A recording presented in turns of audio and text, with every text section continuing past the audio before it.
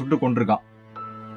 Fine, இன்னைக்கு அதை பத்தி தான் பார்க்க போறோம். அது கூட சேர்த்து ஒரு சில டென்னிஸ் வீரர்கள்லாம் வந்துட்டு அவங்களுடைய பேரண்டிங், அதாவது அவங்களுடைய அப்பா அம்மா அவங்க கிட்ட எப்படி நடந்துக்கிட்டாங்கன்னு சில விஷயங்கள் சொல்லியிருக்காங்க. அதையும் பார்க்க போறோம். ஒரு மாதிரி கேட்கறதுக்கு ஒரு மாதிரி தான் இருக்கு. Still these people to exist இல்லையா? சரி, ஓகே. இன்னைக்கு ராதிகா அப்படின்றவங்களை பத்தி தான் பார்க்க போறோம். ஸோ அவங்க தான் இறந்த அந்த ஒரு வீராங்கனை. பார்க்க ஆரம்பிச்சிடும்.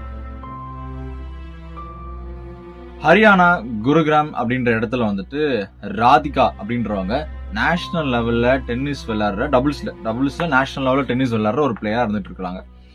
இவங்க சமீப நாட்களாக டென்னிஸ் வந்துட்டு விளையாட முடியாம போயிருக்குது இன்ஜுரி காரணமாக. கொஞ்சம் கொஞ்சமா இன்ஜுரியில இருந்துட்டு அப்படியே மீண்டு வந்துகிட்டு இருக்காங்க. இதுக்கு நடுவுல வந்து அவங்களுக்கு ஒரு ஆசை, டென்னிஸ்க்கு ஒரு அகாடமி ஆரம்பிக்கணும், அதுல நிறைய பேர் கோச் பண்ணணும் அப்படின்னு சொல்லிட்டு ஒரு ஆசை. நல்ல ஆசை தானே. இதுல என்ன பிரச்சனை அப்படின்னு கேட்டீங்கன்னா, இதுல ஒரு பிரச்சனை